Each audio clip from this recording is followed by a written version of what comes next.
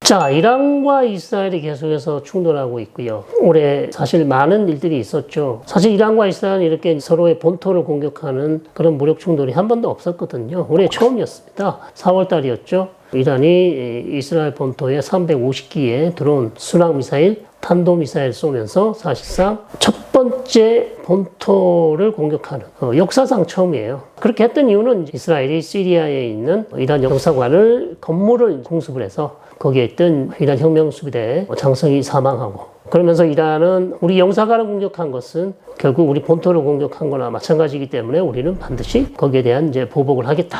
그리고 이제 국제법상도 치해법권 지역의 영사관, 대사관을 공격한 것은 그냥 넘어갈 수 없다. 이게 이제 이란의 입장이었고, 그러면서 이제 이란이 전격적으로 이스라엘을 공격을 한 것이죠. 기존에 그러면 왜 이란은 이스라엘을 공격하지 않았습니까? 그것은 이란의 군사, 이스라엘의 군사력, 그리고 이스라엘 뒤에는 미국이 있고, 자칫 이스라엘을 공격했다가 미국과 이스라엘이 연합해서 이란의 본토를 공격할 수도 있다는 그런 이제 우려가 있었기 때문이죠. 그런 위협이 있었고요. 실제로 이제 이란이 방공망이 그렇게 조밀하지 못하고, 그 다음에 요격 미사일이 그렇게 뛰어나지 않기 때문에 이스라엘의 어떤 그 전투기라든지 드론이라든지 이런 것들의 공격이 취약하기 때문에 사실 이란이 자제해 왔었죠. 그래서 우리가 이거는 이제 전략적 인내 전략이라고 그렇게 불러왔습니다. 그래서 이전에도 사실 이스라엘은 이란이나 그리고 시리아, 레바논에서 이란의 혁명수비대 장성들을 암살한 경우가 종종 있습니다. 종종 있습니다만 계속 참아왔었죠, 이란이. 왜냐하면 전략적 인내 전략을 써왔기 때문에. 말씀드린 것처럼 참아온 것은 이란이라는 국가의 방공망이 취약하기 때문에 자칫 잘못하면 이란의 핵시설이나 그 다음에 이란의 정유시설을 공격받으면 이란이란 국가에 심대한 타격을 줄 수 있고, 그런 국가 기관시설 이런 것들이 타격을 받으면 이란 국민들이 상당히 분노할 수 있고요.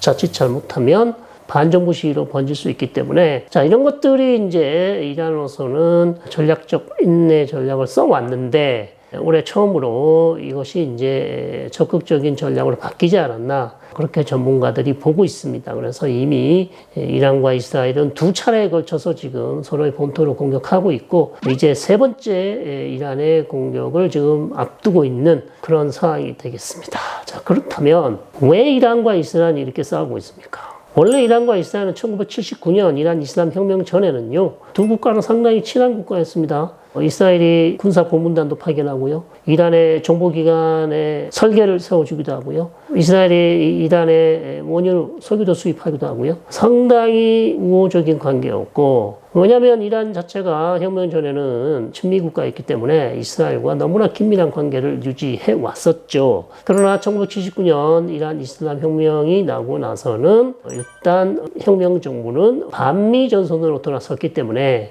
결국 친미국가였던 미국의 적극적인 지원을 받아왔던 이스라엘과도 이제 거리가 멀어지게 됐죠. 이란이 반미 국가로 돌아선 이유는 그 전에도 CIA나 미국의 정보기관들이 이란 국내 정치에 상당히 개입하려 했던, 실제로 개입을 했었죠. 그래서 이란의 어떤 민족주의자 모사데크라는 총리를 하야시키고 다시 팔레비 국왕을 자리에 앉히는 등, 그래서 이란을 계속해서 친미 친서방 국가로 잡아두기 위해서 영국과 미국의 정보기관들이 계속해서 팔레비 국왕을 뒤에서 지원, 그 다음에 조언 이런 것들을 했기 때문에 이란 내에 어떤 애국주의자, 특히 이란 국민들은 반외세를 외치면서 영국과 미국에 대한 어떤 분노를 이어갔고, 자, 이런 것들은 이제 폭발하면서 1979년 이란 이슬람 혁명이 났고, 혁명이 난 이후에는 당연히 반미 노선으로 갈 수밖에 없었습니다. 그러다가요, 특히 이제 이란과 이스라엘 관계의 중요한 변곡점 중에 하나가 2003년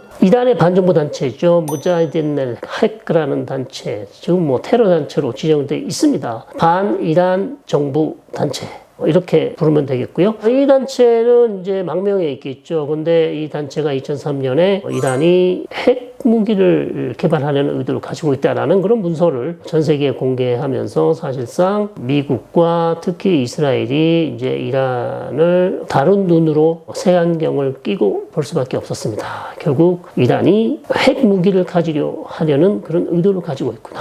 이렇게 이제 의심을 하기 시작하죠. 그래서 결국 이스라엘과 이란 관계에 두 국가를 서로 화해하지 못하도록 막는 것 중에 하나가 이란의 핵무기 개발이고, 여기에 대해서 이제 이스라엘은 계속해서 미국과 국제사회의 지지를 얻어서 이란의 핵무기 개발을 막으려는 그런 정책으로 전환하게 됩니다. 그래서 이스라엘의 정책은 이스라엘 혼자서 이란의 핵무기 개발을 막을 수 없다. 그래서 이란 문제를 국제화시켜서 서방 국가나 특히 이제 미국의 힘을 빌려서 이란이 핵무기 개발을 못하도록 해야 된다.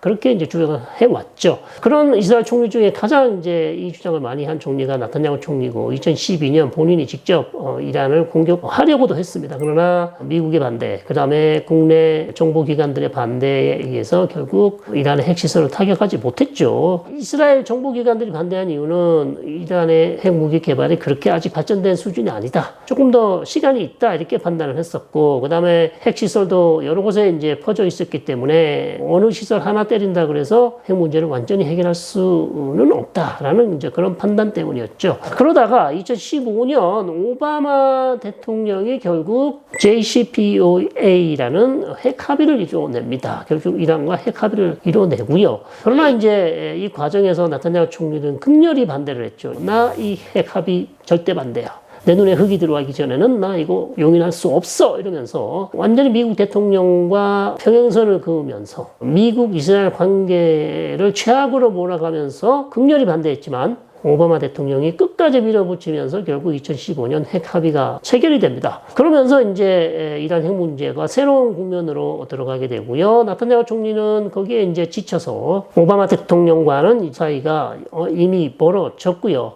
이제 트럼프 대통령이 들어오면서 나타냐후 총리가 다시 한번 이란 핵 문제에 깊숙이 개입을 하려고 했고요. 그것이 결국 2018년 트럼프 대통령이 일방적으로 오바마 대통령이 만들어 놓은 핵 합의를 탈퇴하게 합니다. 여기에 이제 큰 기여를 한 사람이 나타냐후 총리고요. 왜냐하면 2018년, 2017년 이스라엘은 테헤란의 한 창고에서 이란이 핵무기를 개발한다는 급비 문서를 발견을 했고요. 시리 실제 핵무기 개발 의도를 담은 그런 문서, 그다음 거기에 관련된 모든 다큐멘터를 테헤란에서 공수해 와서 실제 일사람으로 가져옵니다. 이거 사진만 찍어서 온 게 아니라 실물을 다 가지고 와서, 자, 이것을 다 분석을 했고요. 이것은 이제 특히 나타냐후 총리는 이걸 트럼프 대통령에게 넘겼죠. 보십시오. 이란이 원래부터는 핵무기 개발할 의도가 있었고요. 지금 핵무기 개발 의도가 없다면서 포기했다고 얘기하지만, 원래부터는 이 사람들이 핵무기를 개발하려고 처음에는 다 의도를 했었습니다. 지금 의도를 감추고 있을 뿐이지 언제든지 핵무기 개발할 수 있는 그런 국가가 이란입니다. 이렇게 이제 설득을 했었고,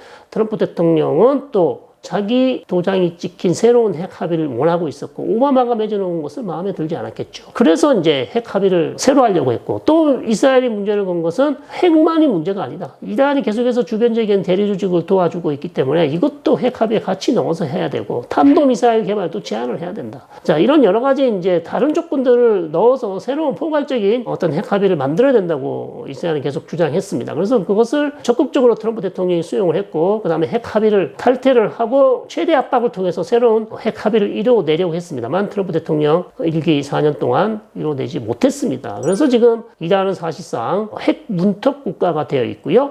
이란이 이제 핵 문턱 국가가 된 것은 누구 때문입니까? 트럼프 대통령과 나타냐후 총리 때문입니다. 그래서 새로운 대통령이 되면 핵 합의를 다시 한번 체결을 해야 되는 그런 상황이죠. 그래서 이스라엘과 이란 간에는 이렇게 핵 개발 문제로 상당히 양국 간에 어려운 상황이 되었고요. 특히 이제 이스라엘이 이란은 반드시 핵 개발을 할 것이다. 틈만 나면 핵 개발을 할 것이다. 이렇게 이제 믿고 있기 때문에, 즉 이란을 전혀 신뢰하지 않습니다. 이것이 지금 이스라엘과 이란 관계의 가장 큰 문제이고요. 이란이 이스라엘 싫어하는 이유는 팔레스타인 문제죠. 팔레스타인 문제, 즉 같은 무슬림, 특히 이제 이스라엘이라는 국가가 시온주의 국가가 같은 무슬림인 팔레스타인 민족을 억압 탄압하면서 계속해서 전쟁을 벌이면서 이 사람들을 죽이고 있다. 그렇기 때문에 우리는 여기에 저항할 것이다. 그래서 헤즈볼라를 레바논에 만들었고, 결국 헤즈볼라를 레바논에 만든 것은 레바논을 이란과 같은 그런 신전 정치 국가를 만드는 게 장기적인 목표이지만,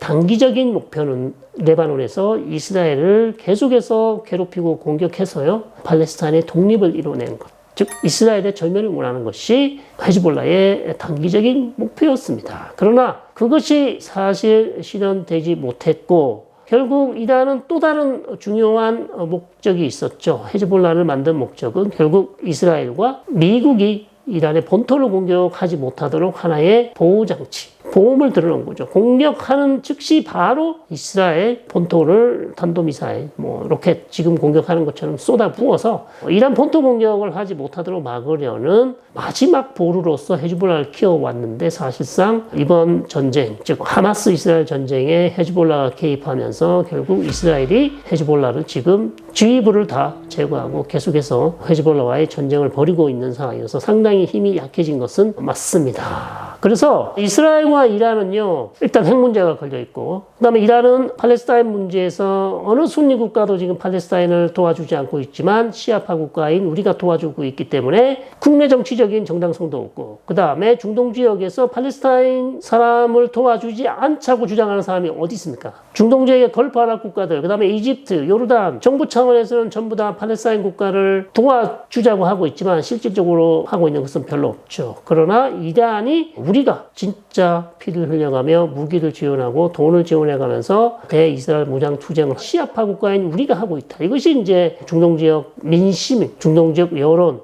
시아파 이란이 이런 중동 지역에 좋은 여론을 만들기 위해서도 너무나 중요한 사안이 될 수 있습니다. 그래서 이란이 적극적으로 지금 팔레스타인을 돕고 있다. 이렇게 이제 말씀드릴 수 있고요. 이란 쪽에서 하는 얘기는 우리는 불의를 참지 못한다. 즉 이스라엘 시온주의자들에게 억압받는 무슬림.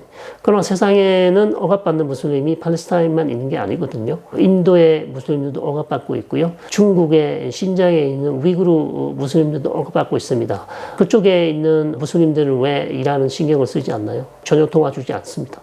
왜 굳이 팔레스타인 쪽만 그렇게 이란이 계속해서 적극적으로 도와줄까요? 자, 그것은 이란의 정치적인 이유가 있다. 저는 이제 그렇게 판단을 하는 것이죠. 그래서요, 역사적으로 이란과 이스라엘 왜 이렇게 싸우는가? 결국 이란은 팔레스타인 문제를 계속해서 보수 강경 집권 세력의 어떤 정당성의 원천, 정당성을 계속 만들어낼 수 있는 중요한 수단으로 보고 있고, 이스라엘은 또 이란이 만들어 놓은 이 여러 대리 조직들의 이제 위협을 받고 있고, 이 대리 조직들을 무너뜨리는 것도 중요하지만 대리 조직을 지원해온 국가, 즉 이란을 직접 공격하는 것도 중요하기 때문에 이스라엘은 계속해서 지금 이란과 전쟁을 하고 있고요. 특히 이제 말씀드린 것처럼 이란이 핵을 가지게 되면 중동 지역에서 유일한 핵무기를 가지고 있는 이스라엘로서 상당히 위협이 될 수 있다. 물론 모든 핵 가진 국가들이 다요, 자기만 핵 가지기를 원합니다. 다른 국가들이 핵을 가지려면 다들 막아서고 있죠. 그래서 오늘 짧게나마 이스라엘과 이란 왜 이렇게 싸우고 있나. 1979년 이란 이스라엘 혁명 전에는 좋았으나 특히 2003년 이란이 핵무기를 개발하고 있고, 그 다음에 이란이 계속해서 중동 지역에서 이런 대리 조직을 키워왔고, 즉 예멘의 후티, 레바논의 헤즈볼라, 이라크의 친이란 민병대, 시리아의 친이란 민병대. 이란이 이런 대리 조직을 키우는 것은 1980년에서 88년 동안 이란 이라크 전쟁 동안 이란이 이라크에 너무나 당했어요. 이란의 본토가 전투기의 공격을 받고요. 이라크에 있는 화학무기들의 공격을 받고요. 자, 그러면서 8년 동안 이를 갈았죠, 이란이. 그러면서 우리는 다시는 이 우리 본토가 공격을 받지 못하도록 주변에 대리 조직을 세우자. 그렇게 함으로써 정적이 우리를 공격할 때 그 정적들을 반드시 이 대리 조직을 이용해서 막자. 그래서 했던 것이 바로 대리 조직을 키웠고요. 여기에 대리 조직을 키우는데 혁혁한 공을 세운 인물이 바로 2020년 이라크 공항에서 암살된 샘 술레이마니 혁명수비대 알고도스 사령관이었죠. 그래서 이란과 이스라엘 정말 풀리지 않습니다. 그래서 앞으로도 이란과 이스라엘 두 국가의 어떤 분쟁은 계속될 것 같고요. 그래서 올해 중동 지역의 가장 큰 변화는 이제 중동 지역에서 분쟁은 이란과 이스라엘, 특히 이란과 이란의 대리 조직과 이스라엘의 전쟁이다. 1973년 제4차 중동 전쟁까지는 이스라엘과 아랍 국가 간의 전쟁이었지만 이제는 이란과 이스라엘의 전쟁, 이스라엘과 시아파 세력의 전쟁, 이렇게 가고 있는데요. 과연 헤즈볼라가 완전히 무너질지, 하마스가 완전히 무너질지, 이것은 좀 더 우리가 시간을 갖고 지켜봐야 되겠습니다. 오늘요, 긴 시간 함께 해주신 여러분 대단히 감사드리고, 세계 속의 중동을 보는 창 헬로우 메나의 성일광이었습니다. 감사합니다.